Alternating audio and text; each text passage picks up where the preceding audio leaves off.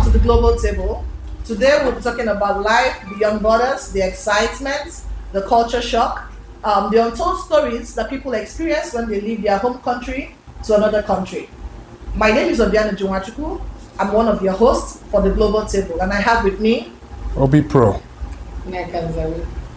So Obi, what's your story? Tell me. My story is pretty much I jackpot in the terms. I had to jackpot. But it wasn't like I've always wanted to travel to abroad. Okay. I decided to that I want to travel. It didn't work out the way I planned it initially. I thought my cousin was making moves for me to go to London. But, man proposes, God disposes. God had a plan for me to come to America. So when my sister lost her husband, my uncle tried to file for them to move over to the US. And I took them to take pictures in the passport picture for traveling. Was waiting for them and they were taking too long. So I went inside the studio and she was like, why don't you come and take passport picture too? Was that your first passport, like international passport? Yes, I've never. You hadn't been to any other country before you got the. Yes, okay. no. I said, Abio, make I go take the passport now. Did that, and luckily enough, it was only me that won the lottery. And the kids that my uncle applied for didn't get it. It was just me that was reluctant to. I used to come to America to have my kids, and my husband fight for me for more than. I got my green card like 5-6 days. I never thought about coming to America because I didn't want to, So, but when my daughter had a challenge, I had to take some time from work to come and fix what the problem was. So, I found myself here in America. So for 2 years, we were busy trying to make sure everything with my daughter was okay. And they didn't finish. I had to take another 2 years from work to stay back so that I can, sort my daughter out. Eventually, when my daughter became okay, and that was her staying here in America for 4 years, I asked my children, let's go back, and they said they're not going. So and that was how I found myself because the kids love, I think when they come here, something like about the country just, makes them relax. But mine is kind of a different story. I came out to have fun, came for my birthday party. And so I decided to go to Vegas and have some fun. And I was like, whoa, I might end up staying back home. So, when you just sit down and you think about your country, maybe your current business, what I was doing in Nigeria. And I started asking myself, what is really working for me? Because I had a business, it was thriving them, but it came with all kinds of challenges. And I kind of figured I was tired of it. And I just said, you know what? Maybe it's time to actually move, Yeah, basically so Vegas did it for me. Yeah, what happens to Vegas? What happens there? I'll keep that story for another day. I don't want to tell you guys what happened, but it was the best 5 days of my life. Nice. And I've actually gone back there over and over and over to have fun. So, what was your first shock when you got in here? My Tell first me. Shock? Yeah, like I have series of shocks. One that the Spanish where I was working, and that you never know that these guys do a lot of jobs. You would think that they just come and they're enjoying life. No. And another thing was me when I moved eventually. My brother that I was staying with, he actually told me it's time for me to move.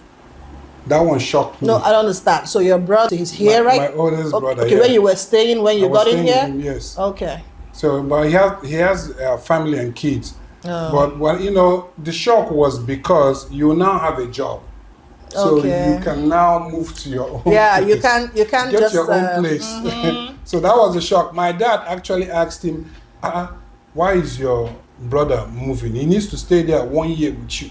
Yeah, I'm talking about that, Obi, because normally when you stay with somebody, and they notice you're already working, they start to think it's time for us to split the bill. You're not going to stay in my house for free. Yeah. Yes, it happened to me. Even my own mom was like, "You have to pay something." Girl, you're going to start paying the bills. It's 3 months. You're using water, You're using lights, you're burning a whole lot of stuff for me in this house by staying back. So you're going to start paying your bills. I'm still your baby girl. I'm still a daughter. How can you just ask me to be paying bills? You know, so Nikki. Yeah, I used to wonder why Nigerians, when people come around, you're not happy that people in your house, they find their face, they're not happy. I used to understand. I never used to understand that. You go and visit your family and then they are like angry that you're around them. But staying back in America, I'm able to understand because these people are coming from Africa where everything is free. One of the shock I would say I have was when I had a flat tire on the way and I had to call my husband. He's in somewhere in Africa. I had to call him while I'm here in America to say, please, can you come and fix the car for me or call somebody? And my husband is No way. From my husband Nigeria? is like, I'm somewhere in Africa and you're in America. Well, I said, so what do you want me to do? That? Yeah. I have never done that before because coming from Africa where, you have your drivers, you have, they fix the car for you, they do everything for you. And then coming to somewhere I've never done it before and nobody, you see, the annoying part is that everybody will see you and just drive past. Just drive past. Nobody wants to stop, Nobody wants to stop. So I was in my car and I was just crying and praying. And then until I kept praying and crying and then one day crying and praying. I was. That's the only thing I could do. Crying and praying? I was telling God, please, can you get somebody to come help me with this car? Because for 2-3 hours, nobody was, I was just 3 hours. Yes, I was sitting in the freeway. Yes, on the freeway, and I was sitting in my car. Now, so many things were getting. And in Nigeria, somebody would have pulled over. No, fine girl like like you. If it was just 2 seconds, said, somebody hey. would come and meet you and say, "Did you need help?" Yeah. For 2-3 hours, nobody asked me. Even people would be passing and say, "Can you help me?" They would say, one said, "No English, no English." It's so. I had to pray, and then one man from nowhere just stopped and helped me. What did your husband say when you were calling him? Like, I don't understand why you were even calling your husband. My husband was like, don't you have friends? Don't you have somebody? I'm in Africa and it's 2 a.m. here and you're calling me to come fix your time. Okay, what affected me the most would be the fact that I didn't have my domestic staff. Not being able to have my laundry done by someone else, having my staff to cook for me, having the nanny take care of my kids. So the first thing that happened to me was I had to take care of my daughter by myself. And that was like the biggest shock because she had 2 nannies in Nigeria and it was people doing stuff for me. But having to do all that myself, even from the airports, to watch her run around at the airport and then eventually come to the US, take a shower. So it was good because eventually I ended up bonding with my daughter. It was such an experience that I didn't even know that I had so much love I had not given to her. So it was quite an experience for me. It was a good one, a shock, but also a good shock. Yeah, I can feel what you're saying. You can relate to that, I can relate to that because for me it was the same thing, but that wasn't really what really affected me the most. The fact that I came into this country, I used to work with the presidency in back home, and then I would say I was like an assistant director, and I came here and I didn't get a job. And then each time I applied, they keep telling me you're not in the system or you don't have experience, and then somebody said to me, okay, why don't you look for a little job? And I'm like, no, from where I'm coming from, I need something big. And then I got a job with Macy's. Let me tell you my story. This is so funny, right?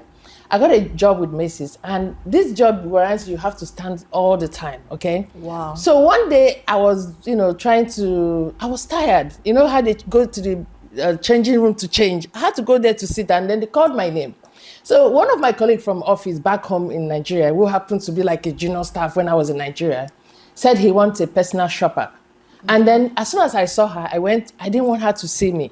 And then my boss said, Evelyn, my boss said, Evelyn, come. I was like, no, let's submit. My boss kept, calling me and I had to come. So now she saw me, she looked at me like from A to Z, like, what's going on here? And I'm like, they said, I'm going to be your personal shopper today. I know what it means to be personal shopper. Yeah. But one thing I noticed that when I finished shopping with her, she gave me $500. Wow. And then I was so happy I went home. As a tip? As a tip. But guess what happened? That same day, the next day, I got called from all my colleagues, calling me and telling me, oh, Nikki, we heard you're suffering in America. Oh we heard you're now, they all... Is that the story she took back home? She took back home that she even told them she had to give me $500 because she felt pity for me. That she saw me. And you know how it is in America. You know how it is in America. Yeah. So she was like, oh, that she saw me and I'm suffering. And everybody kept calling me and sympathizing with me. That, Nikki, you don't have to be there. Just come back home. For me, it was... Yeah, honestly. I know you could have been wondering, like, what is this? Because the people tell the story differently when they see you here, they feel you're suffering, that this person is not up to what she used to be when she was back then. So looking back, if you're to change it or if you're to do it all over again, do you think it was worth it? Well, I think it's worth it. You know, America is a learning experience. You know, it makes you to be very independent. You know, back home, yes, we have everything, and you know, back home in Africa, it's very it's money wise. If for you to have everything, the lifestyle that you want, you have to have some money. But here, you can just be living a decent life, and you will be fine. You know. I think it's just it's worth it to me. It's what it really. If you're going to weigh the advantages and disadvantages, it's I think the advantages actually surpasses the disadvantages. For me, it's something I would do over again. Yes, it's just that the fact that there are things I miss back home, which is normal, because I wasn't born here, obviously. But will I do it over again? Yes, and yes, and yes, because I've come to, you know, gain a lot of confidence in myself. Because here, when you work, you get paid for what you do. You might not really have all that, you know. The bougie life. Yes, but the comfort is there. It's a good life, and it's something I think I prefer it 100%. Yeah, I will do it again. Nikki, what about Well, you? just like you said, the advantage and disadvantage, for me, it made me start thinking outside the box. I started thinking of how to survive. There's this stage I used to tell myself, if you don't like where you are, move, you're not a tree. So it made me, you know, back home, we will all think about, you know, the lifestyle, the partying and everything. But when you come here and you really work and you realize that you need to pay bills, it makes you think, You're going to be on your toes. So advantage for me, again, looking at my kids, for more about my kids, you know, because now I could see these children are very sharp. Even at 8 years, 5 years, they're even teaching you They act technologies and very everything. intelligent. I would say it's worth it, you know. Let me tell you one of the things I came to realize in America. Okay, so at my place of work, you know, Africans were used to hugging people and everything. So I'm used to hugging. And then this lady came to me and said to me, she started crying, my colleague. And I said, why are you crying? She said, Nikki, I really like you, but, you know, I'm not into women. I'm like, what? For real? She said, What does that mean? She said, I'm not into women. I just want you to understand. I'm like, what are you talking about? She said, every time you see me, you're always hugging me. Oh you're my always God, touching me. are you for real? You know, in Africa, we like to touch when we're talking course, and everything. So she was like, you're always hugging me. That's a sign. You want me. I don't want you. I'm like, I'm so sorry. You know, that I didn't know, you know, that So you're she not was supposed thinking that you. Yeah, she was thinking I was, you know. That's and you know, crazy. again, in Africa, we tell you, I can say with you, you're so fat. Yeah. You don't say those things You know, here you in don't say America. it, that's So body I said shaming it to over somebody, and she started crying, and then I realized it was wrong. So was for you, wrong. have you ever experienced such Yes. things? I've experienced way. In fact, it's thinking about it now. Maybe I'll ask you before we go ahead. You have Oh, one. yeah, for me. I've had a couple Yeah. of experiences, you Okay. know. I've done customer service job, and they would tell me, the guy would say, oh, I don't understand what you're talking about. I'm like, but I'm speaking English, you can understand me clearly. And you said, you have accent. No, that's accent embarrassment. Some Yes. people can really be Yes, that you way. have Yeah. accent. Where are you from? I'm like, you're a customer and I'm talking to you. Does it really matter? So, okay. And I think I also Yeah. got that experience when I was doing customer service for somebody. It's same thing. They just kind of told me they didn't understand my accent and all that. And at some point, my manager then called me and said, "Oh, we heard on the phone talking to a customer, and they said they don't understand you. I do apologize. Said if I can hear you, it means they can hear you. So those are the things that you just you notice that happens here, but you don't have to take it to heart, because really, sometimes I don't understand what people are saying too. Sometimes it happens to me. Yeah, so it's not just a culture. It's almost like just leaving your country and you're not. The accent is different. If I speak pidgin for you, you might not understand what I'm saying because it's not something you're used to, right? So basically, I think that's it. Yeah. So Nikki, can you tell me how you felt when you made your first $100 in the country here? It was wasn't really, I wouldn't say I was excited because the way the money comes is the same way the money goes. So For the first time you got the money? of course, as soon as the money is coming, there's a bill waiting for it. So But at that time, for me, in the the beginning- excitement for me was when my colleague actually gave me that $500 because that Okay, was you an see, extra so that was money. excitement. Yes. So, but in the beginning, were you already paying bills? That's what I'm saying. Because Yes. when you make, Because she came with her kids. So Yes. it's- So what she happened was, you know, definitely- I didn't want to stay in of course I had my relations and I didn't want to stay in anybody's place. So I came in and I just got an apartment. oh, okay. So Yeah. you came prepared. Yeah, people like us didn't come prepared. I just came and I was changing naira to dollar. So by the time I spent and spent and spent, I take Uber. They charge me $46. That's like a whole lot of money in my country, and I'm like, what's going on? Before I knew it, I was exhausted. I didn't have money anymore. Talking about how we managed how we managed the people back home. You know, the things that we have to tell them, the kind of jobs that we were doing, and you know, sending money back home too. Yeah. Because some people would think that you know, the money comes from the tree in America. You know, when you're here, it's really, really, you work your ass off to be able to send money back home. And some have had bad experiences. I've had the ones that you send money and they don't, you're building something or you're doing a project and you end up not seeing anything coming out of the money that you've been sending, because the mentality back home is that it's quite easy out here to make money. Yeah, that's you what know. people think. But you will find out that as the paycheck is coming in, It's going out. thing is going out, because Yeah. it's all about bills. In Nigeria, you can afford not to pay for electricity bill for some time, and you will still have power. Yeah. When I was still around, but I know now things have changed. But here you can't. Once you don't pay, they cut you off. Everything you have to be paid. You know. So I've had you know, trying to manage people back home. What were you telling them? Relatives, you know, send them money. And some of them. There's one example. Some of them don't really understand that how hard you work to make that money. Because once you send money, they will come back again to ask you for money. more, yeah, it never So stops. what I do now, if I don't have, I told you I don't have. And I don't have. Because once you send, they will come back again. Even relatives, even friends, you know, childhood friends, they will come back and ask again. So I try to manage it, you know, in a way that I don't, Yeah. it doesn't stress me so much. What is that thing that you knew, you knew before coming you would have changed if you knew about it? I think it's basically the bills. I was about to say the same thing. The bills. Oh my God. The out bills. here, it's crazy. It adds up.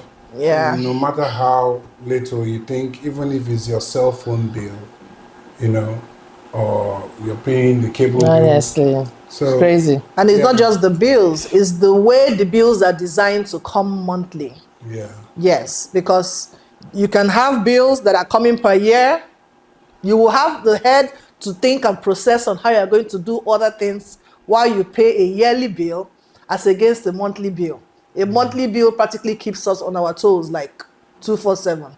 So that's the one thing I know, that if they had told me, maybe I would have said, would you? Can you handle it? Because I like soft life. I like to sit down, sleep, watch movie, walk a little, rest a little, not constantly calculating how I'm going to pay this bill or pay that bill. You know that? Yeah. Nobody prepared us that your certificates when you come here It's practically useless.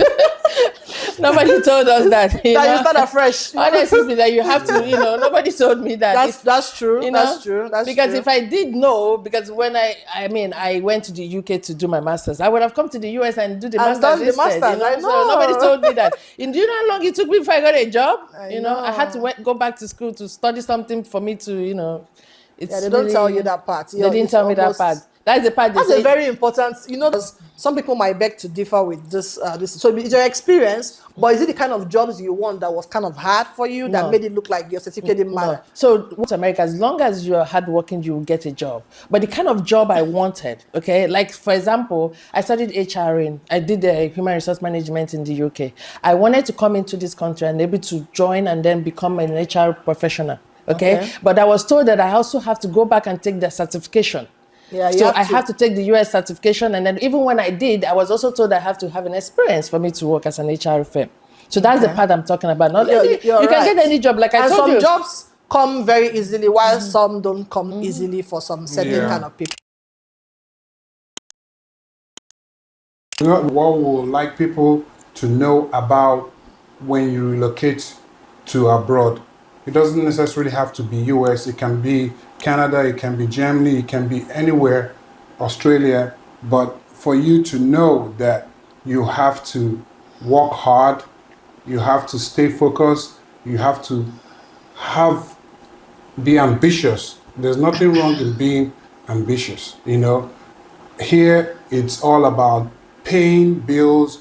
There's soft life, but you have to work hard. The bottom line is making sure that your eyes are on the ball, because here the lifestyle might deviate you from being focused. You might start partying and enjoying the life and leaving people that sold land for you to come to US, because some people come here to school and their parents spend a lot of money to pay those school fees, and some people came here, left some good jobs that they're doing back home to relocate over here. So we're not discouraging nobody. Abroad is not Instagram, it's not IG, it's not the movies you'll be watching, the interesting movies. There's a whole lot more. So before you take that step, do your research. No harm.